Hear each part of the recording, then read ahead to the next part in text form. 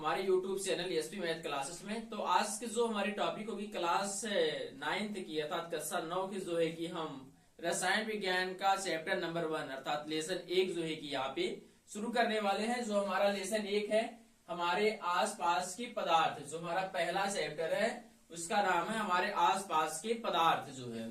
तो यहाँ पे पहले हम इसके इंट्रोडक्शन की बात करें, परिचय की बात करें, जो है कि इसका परिचय क्या है। ठीक है, तो किसी भी चैप्टर का हमें पहले उसका परिचय जानना हमारे लिए जरूरी होता है।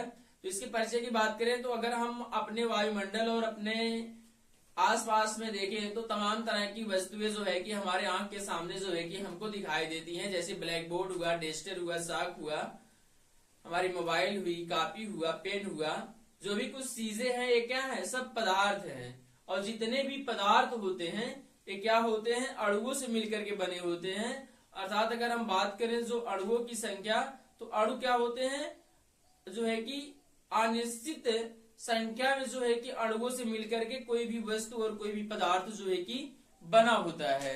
और अगर हम वायुमंडल की बात करें, जो हमारा वायुमंडल है, कोई भी पदार्थ होता है, तो यह जो है कि पंच तत्व, हमारे जो दार्शनिक थे, दार्शनिकों का मतलब कहना हुआ है कि जो दार्शनिक किसे कहते हैं, जो सत्य चीजें हमें बताते हैं, उन्हीं को हम क्या कहते हैं, दार्शनिक कहते हैं। दार्शनिक लोग हमें क्या करते हैं, सही चीजों को जो है कि हमें बताते हैं। तो दार्शनिकों ने बताया कि जो हमारा ब्रह्मांड है ये 5 तत्व वायु, पृथ्वी, अग्नि, जल और आकाश, इन सभी 5 तत्वों से जो है कि मिलकर के बना हुआ है, जो है कि हमारा वायुमंडल। इसके आगे बात आता है जो है कि पदार्थ कणों से मिलकर के बना होता है। पदार्थ क्या होते हैं, कणों से मिलकर के बना होता है। कोई भी पदार्थ होता है वह कणों से मिलकर के बना होता है। जैसे अगर हम देखें हमारा ये क्या है, ये मार्कर है, तो मार्कर क्या होता है, ये भी जो है कि कणों से मिलकर के बना है। और हमारी शरीर क्या है, ये भी तमाम तरह के कणों से मिलकर के जो है कि बना होता है। हमारे आंखों के सामने जो भी कोई वस्तु हमें दिखाई देता है वो सभी वस्तुएं क्या है, कणों से मिलकर के जो है कि बने होते हैं। इसके बाद आता है जो है कि हम पदार्थ के कणों से मिलकर पढ़ लिए कि पदार्थ पढ़ लिए। पदार्थ के बाद हम नीचे पढ़ेंगे पदार्थ की अवस्था। ठीक है, पदार्थ की अवस्था किसे कहते हैं। जैसे पदार्थ की अवस्था की बात करें तो पदार्थ की अवस्थाएं जो होती हैं अलग अलग होती हैं। अलग अलग वस्तुओं की जो पदार्थ की अवस्था होती है वो अलग होती है। जैसे दूध को अगर हम देखें तो क्या होता है, लिक्विड के फॉर्म में होता है। और अगर हम जो है कि किसी लकड़ी को देखें तो वह ठोस की अवस्था में होता है। और अगर हम जो है कि गैस को देखें तो वह गैस की अवस्था में होता है। तो यहाँ पे अलग अलग वस्तुएं जो होती हैं उसकी जो अवस्थाएं होती हैं अलग अलग होती हैं। ठोस की जो अवस्थाएं होती हैं वो 3 होती हैं। पहला होता है ठोस होता है, दूसरा होता है द्रव्य होता है, तीसरा होता है गैस होता है। यहाँ पे बात करें अगर हम ठोस की, ठोस का जो है आकार और आयतन निश्चित होता है। द्रव्य में अगर हम देखें तो द्रव्य का आकार अनिश्चित होता है और आयतन निश्चित होता है। गैस में आकार और आयतन दोनों क्या होते हैं, अनिश्चित होते हैं। अब हम यहाँ पे कोई भी वस्तु ठोस है या द्रव्य है या गैस है, हम इसकी कैसे जो है कि पहचान करेंगे। तो यहाँ पे 5 जो है कि इसके 5 स्टेप दिए गए हैं। अगर पांचों कंडीशन जो है कि यहाँ पे ठोस की अलग होती है, द्रव्य की अलग होती है, गैस की जो है कि अलग होती है। तो यहाँ पे पहले हम बात करेंगे ठोस के बारे में। ठोस के आकार की बात करें तो क्या होता है, निश्चित होता है ठोस का आकार। और आयतन की बात करें तो आयतन जो है ठोस का वो भी निश्चित होता है। घनत्व देखें तो ये क्या होता है, अधिक होता है जो है कि ठोस का। आकृति क्या होती है, निश्चित होती है। आकर्षण बल जो है कि बहुत अधिक होता है। अर्थात इसके अणु जो होते हैं वो आपस में एक दूसरे से काफी ज्यादा जो है कि अट्रैक्टिव होते हैं एक दूसरे से। तो यहाँ पे ठोस जो होता है वो आकार किससे होता है, निश्चित होता है। जैसे हमारा मार्कर है क्या है, ठोस है, तो इसका आकार क्या है, निश्चित है। और इसकी अगर हम बात करें आयतन, आयतन इसका क्या होता है, निश्चित ही होता है, क्योंकि इसके आयतन को हम परिवर्तित नहीं कर सकते हैं। और उसके बाद घनत्व की बात करें तो घनत्व जो होता है ठोस का जो है कि काफी अधिक होता है। जितना ज्यादा जो है कि उसके अणु आपस में एक दूसरे से जुड़े होंगे उतना ही अधिक जो है कि उसका घनत्व होता है। और आकृति की बात करें तो अनिश्चित ही होता है। और आकर्षण बल जो ठोस पदार्थ होते हैं उसके अणु जो होते हैं आपस में एक दूसरे से जो है कि काफी मजबूती के साथ में जो है कि जुड़े होते हैं। आगे हम लोग बात करेंगे अब द्रव की। द्रव का जो है कि आकार, आयतन, घनत्व, आकृति और आकर्षण बल किस तरह से जो है कि होता है। द्रव्य जो होता है इसके अगर हम लोग आकार की बात करें तो ये क्या होता है, अनिश्चित होता है जो है कि यहाँ पे द्रव्य का। और आयतन जो है कि कैसा होता है, आयतन जो होता है ये क्या होता है, निश्चित होता है द्रव्य का। और घनत्व देखें तो घनत्व क्या होता है, अलग अलग जो है कि द्रव्य के अलग अलग जो है कि घनत्व होते हैं। आकृति जो है कि अनिश्चित होता है द्रव्य का। द्रव्य का मतलब होता है लिक्विड, इंग्लिश में कहते हैं। लिक्विड जो है अलग अलग, लिक्विड का अलग अलग डेंसिटी, अलग अलग जो है कि साइज और शेप होते हैं। आकर्षण बल जो है कि ठोस की तुलना में क्या होता है, कम होता है। ठोस की तुलना में आकर्षण बल क्या होता है, कम होता है। यहाँ पे ठोस की अगर हम देखें आकार, आकार जो है कि ठोस के अलग अलग होते हैं। जैसे अगर हम 2 लीटर का पेप्सी लें, उस बॉटल में रखा होता है तो उसका आकार कुछ और तरीके से हमें दिखाई देता है। लेकिन उसी जो है कि पेप्सी को अगर हम किसी अलग पात्र में रख देते हैं तो उसका आकार कुछ और हो जाता है।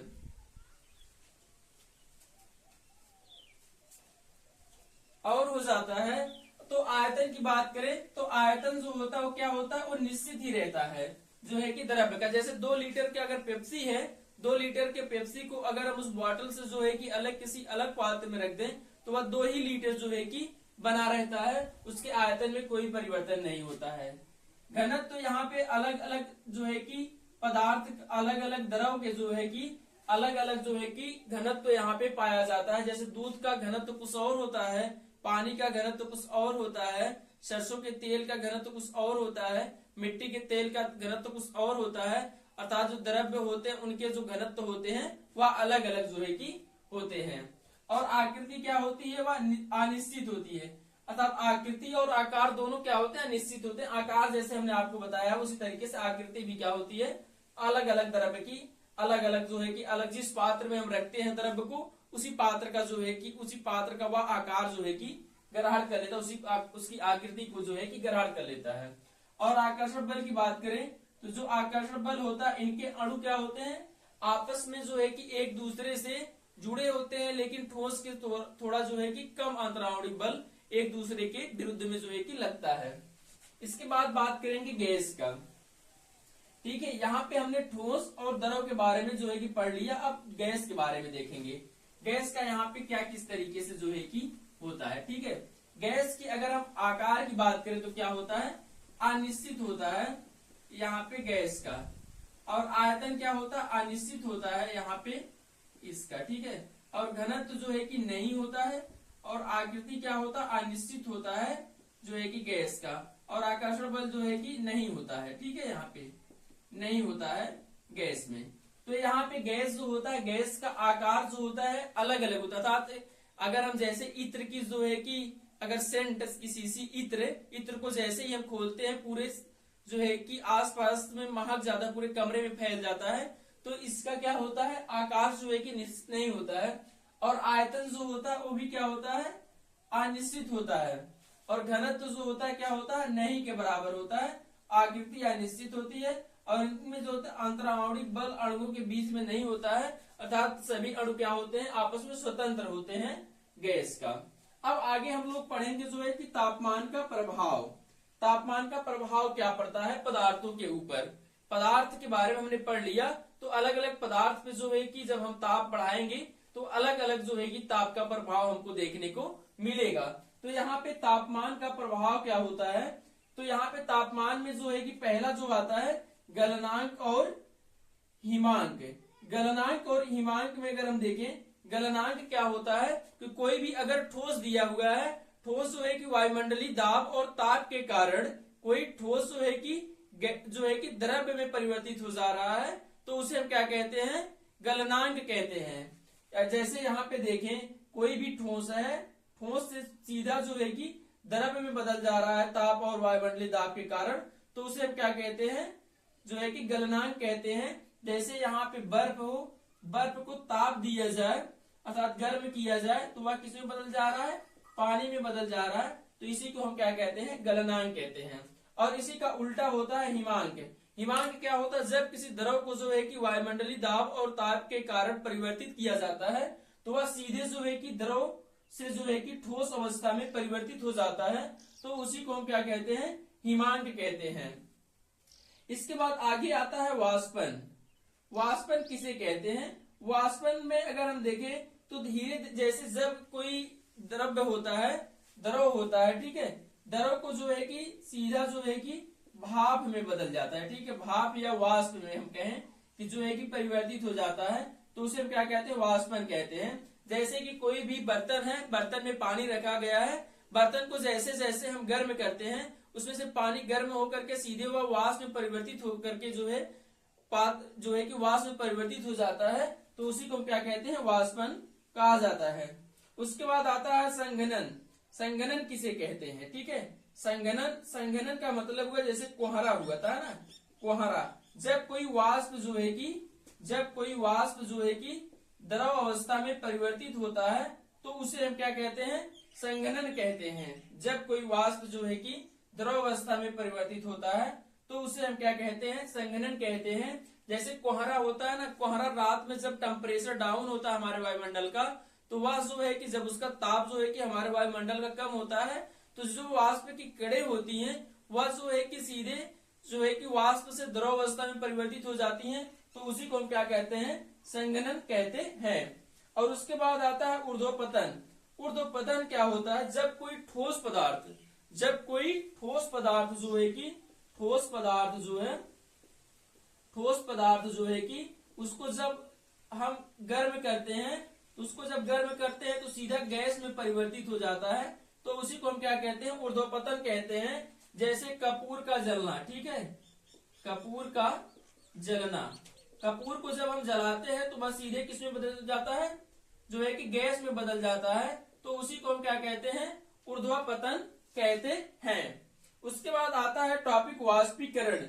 वाष्पीकरण जो है कि हम किसे कहते हैं, वाष्पीकरण जैसे कहीं पे जो है कि मान लो कि कोई तालाब है, तालाब में जो है कि पानी रहता है और पानी जैसे जैसे जो है कि उसपे गर्मी के दिनों में हम देखते हैं कि जो है कि तालाब जल्दी सूख जाता है ठंडी के दिनों की तुलना में, अर्थात उसके जैसे जो है कि ऊपरी सतह गर्म होती है और वह वाष्प में बदल करके जो है कि द्रव से जो है कि वाष्प में बदल जाता है, तो उसी को हम क्या कहते हैं, यहाँ पे वाष्पीकरण कहते हैं। वाष्पीकरण का एक अच्छा सा उदाहरण है, जैसे हम किसी कपड़े को जब सुखवाते हैं, उसको गीले कपड़े को जब हम खुले धूप में रख देते हैं तो उसपे सूर्य की रोशनी पड़ती है और उसमें पानी की जो कड़े होते हैं वह गर्म होकर वाष्प में बदल जाते हैं और कपड़े से अलग हो जाते हैं और कपड़ा सूख जाता है, तो इसी को हम क्या कहते हैं, वाष्पीकरण कहते हैं। लेकिन आपके मन में एक सवाल बनेगा कि हम अगर किसी कमरे में गीले कपड़े को रखते हैं और उसके बाद फैन को, पंखा को जो है कि चालू कर देते हैं तो उसके बाद भी कपड़ा सूख जाता है,